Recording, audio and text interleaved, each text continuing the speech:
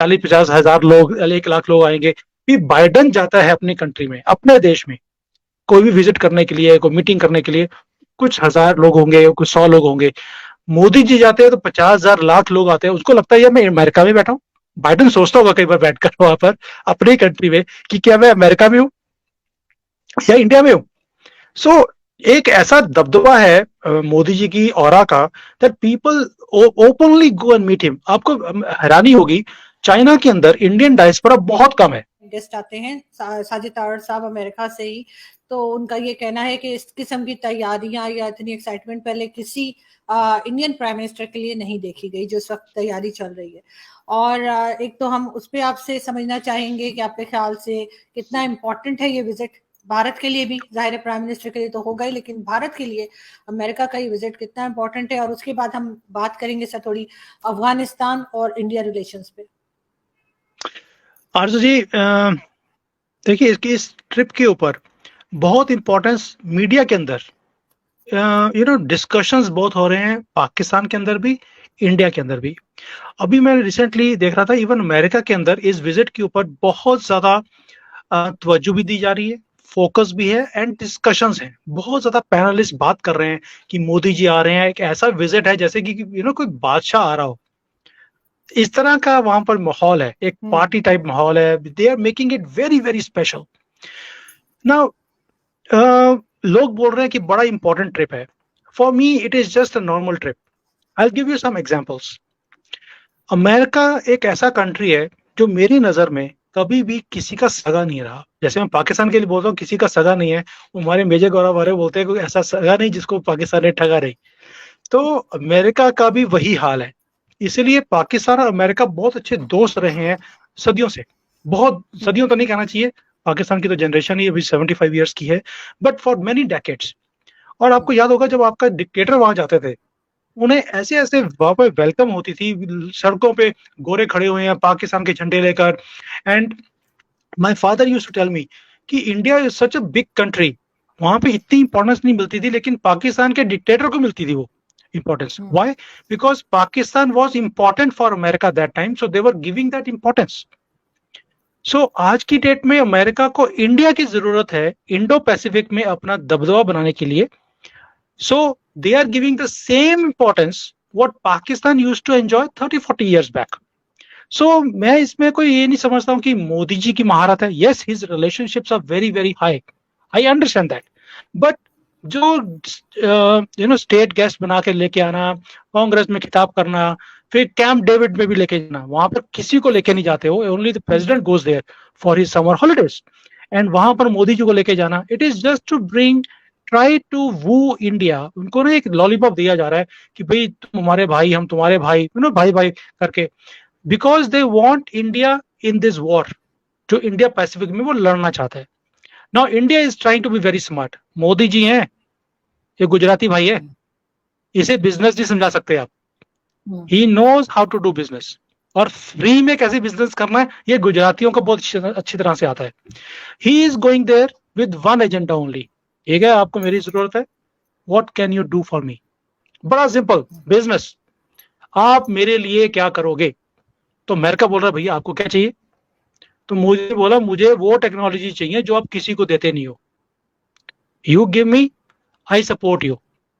मैं आपकी जंग लड़ूंगा नहीं, हाँ आपको सपोर्ट करूंगा। We are a big country, we have enough resources, we can fight because we are on the border with China.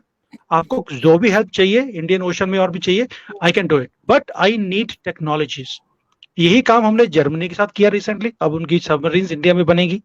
अब ये जो एमका का ये जो फाइटर जेट्स के हमारे पास इंजन आने वाले हैं, we are not going to assemble. मैं कई पाकिस्तानी चैनल्स पे देख रहा था, वो बोल रहे थे ये असेंबल होंगे इंडिया में। Sorry, we are not a factory for the world. वो चाइना ने गलती करी, हम नहीं करेंगे। We are not going to assemble, we are going to manufacture them. हम R&D करेंगे, और आगे के जो फ्यूचर के भी इनके इंजन बनने वाले हैं उनकी R&D हमारे यहाँ होगी, और मैन्युफैक्चरिंग होगी, उसके बाद मेंटेनेंस भी होगी। So we are going for technology transfers. So Modi ji knows how to do business. वो कहते हैं ठीक है।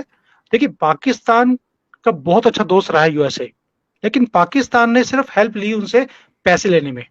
We are not doing that. We are saying कि वी नीड टेक्नोलॉजीज ताकि हम अपने यहाँ पर डेवलप करें इंडस्ट्रीज को और फिर उसको आगे लेकर चलें, which can help us which can help us in developing infrastructure in India for high end technologies.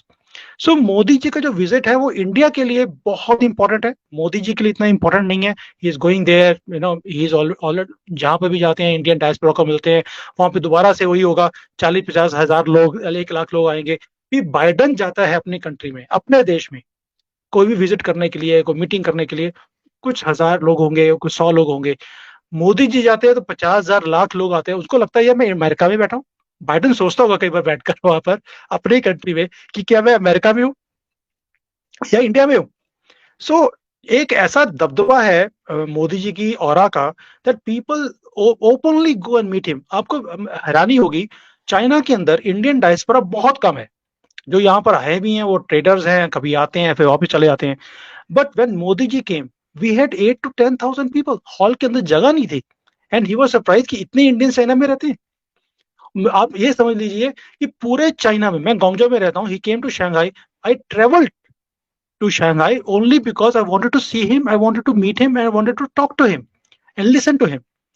तो एक ऐसा ऑरा है इनका which is unmatchable. So for Modi ji it's not very important on a personal level, but for India it is important because he is going to transfer those technologies from America to India, जो America किसी को नहीं देता. तो आप समझ लीजिए कि अमेरिका के फंसे होने की जो वो अड़ंगी लग रहा है चाइना के साथ, उसका फायदा इंडिया ले रहा है by transferring those technologies. And America के अंदर एक रूल है कि कोई भी टेक्नोलॉजी ऐसे ट्रांसफर करनी है तो वो कांग्रेस में पहले पास करवानी पड़ती है, जिसमें डेमोक्रेट्स एंड रिपब्लिकन दोनों को पास करनी पड़ती है. Can you believe it? वो परमिशंस बाइडेन ऑलरेडी ले चुका है इंडिया के लिए, जिसको लेना इम्पॉसिबल है. उन्होंने सऊदी अरेबिया को, इजराइल को, बाकी कंट्रीज को ट्रांसफर करने की कोशिश करी, बट कभी भी पास नहीं हुआ. और इंडिया के लिए it's like red carpet. So it is a good proud moment for India. इसके बाद आप देखेंगे जो स्पीड डेवलपमेंट की है ऑफ हाई एंड टेक्नोलॉजीज, वो इंडिया में बढ़ने वाली है. और यही मोदी जी का विजन भी है, make in India, develop in India, not for India only but develop for the world. So we are not ready to be factory for the world. जैसे चाइना पहले फैक्ट्री ऑफ द वर्ल्ड था, हम कहते हैं no, we don't want to be factory of the world, we want to make in India for the world but high end things. हम वो plastic के खिलौने और ये ये चीजें बनाने में इंटरेस्टेड नहीं है. We are not asking people to come here कि हमारे खिलौने बनाओ जो चलते नहीं है चाइना के. हमारा कोई इंटरेस्ट नहीं है. हमारा इंटरेस्ट है हाई एंड चीजें बनाने का. अगर आईफोन बनना है तो हाई एंड है, हमारे यहाँ बनेगा. सैमसंग की जितने भी मोबाइल बनेंगे इंडिया में बनेंगे. We are talking of high end technologies, ताकि यहाँ पर इकोसिस्टम क्वालिटी का बने, हाई एंड चीजों का बने. तो हमारा फोकस बहुत डिफरेंट है. शायद हमने चाइना की गलतियों से सीखा है कि उन्होंने, देखिए आपको एक चीज समझनी पड़ेगी कि चाइना ने फैक्ट्री लगाई यहाँ पर, पैसे किसके लगे? चाइनीज के. इन्होंने बड़ी बड़ी फैक्ट्रीज लगा ली, कैपेसिटीज बिल्ड कर लिए. अब आज की डेट में क्या हाल है? पूरे वर्ल्ड में रिसेशन है, लोग सामान नहीं खरीद रहे, ऊपर से एक कोल्ड वॉर का माहौल है, चाइना से माल नहीं निकल रहा. अब कैपेसिटीज को क्या करोगे? बैंक्स ने लोन दिए हैं, उसके लोन के पैसे वापस नहीं आ रहे. फैक्ट्रीज के पास माल बेचने के लिए कोई मार्केट ही नहीं है जहां पे वो माल बेच सकते हैं. जय हिंद दर्शकों, प्रधानमंत्री नरेंद्र मोदी के अमेरिका दौरे की खूब चर्चा हो रही है. इस बीच अमेरिका में रहने वाले एक सिख नेता ने पीएम मोदी के अमेरिका दौरे से पहले एक बड़ा बयान दिया है. जी हां, उन्होंने कहा है कि अमेरिका में रहने वाले सिख समुदाय की मांगों को पीएम मोदी ने पूरा किया है. बता दें कि सिख ऑफ अमेरिका संगठन के चेयरमैन जस्टिस सिंह ने ये बात कही है. जस्टिस सिंह अमेरिका में सिख समुदाय के एक बहुत बड़े नेता है. जस्टिस सिंह ने पीएम मोदी के आगामी अमेरिका दौरे को एक ऐतिहासिक पल करार दिया है. बता दें कि पीएम नरेंद्र मोदी 21 जून से 24 जून तक अमेरिका के दौरे पर रहेंगे. इस दौरान वह अमेरिका की संसद के संयुक्त सत्र को भी संबोधित करेंगे. जस्टिस सिंह ने कहा है दर्शकों कि भारत के प्रधानमंत्री अमेरिका आ रहे हैं और ये एक ऐतिहासिक पल है. सिंह ने कहा है कि सिख प्रतिनिधि मंडल ने जब भी पीएम मोदी के सामने अपनी मांगे रखी है, हर बार पीएम मोदी ने उन मांगों को पूरा करने की कोशिश की है और पूरी भी की है. जस्टिस सिंह ने कहा है कि इस बार भी सिख प्रतिनिधि मंडल पीएम मोदी से मिलेगा और उन्हें धन्यवाद देगा. आपको बता दें, जस्सी सिंह ने कहा है कि पीएम मोदी सिखों की समस्याओं को समझते हैं और वे दिल से समुदाय से भी प्यार करते हैं। जब वे सिख समुदाय के लोगों से मिलते हैं और बात करते हैं तब भी उनका ये प्यार दिखाई देता है। हाल के सालों में किसी और प्रधानमंत्री ने सिख समुदाय के लिए इतना नहीं किया है जितना पीएम मोदी ने किया है। सिख ऑफ अमेरिका संगठन के चेयरमैन ने यह भी बताया है कि पीएम मोदी ने उनके समुदाय के लिए क्या क्या किया है। दर्शकों, सिख समुदाय के लिए ही नहीं, पीएम मोदी ने हर किसी के लिए किया है। पूरे भारत में पीएम मोदी को एक अलग तरह से प्यार दिया जाता है। हर जगह चर्चा चल रही है। और दर्शकों, दुश्मन देश यानी जो हमारा पाकिस्तान है, पड़ोसी देश, वहां पर भी पीएम मोदी की जो चर्चा है वो किस तरह से चलती है वो भी हम आपको अपनी वीडियो में बताते रहते हैं। आपने देखा है कि वहां के जो लोग हैं, वहां की जो आवाम है, किस तरह से पीएम मोदी को चाहती है और हर जगह पीएम मोदी की चर्चा हो रही है। अमेरिका दौरे को लेकर बार बार वीडियो बनाई जा रही है और हम भी आपको कहीं ना कहीं बता रहे हैं कि पाकिस्तान में किस तरह से हलचल हो रही है, किस तरह से खलबली मच रही है। तो आप क्या कहोगे? कमेंट करके जरूर बताइएगा और मेरे साथ देखते रहिएगा वर्ल्ड अफेयर्स। नमस्कार।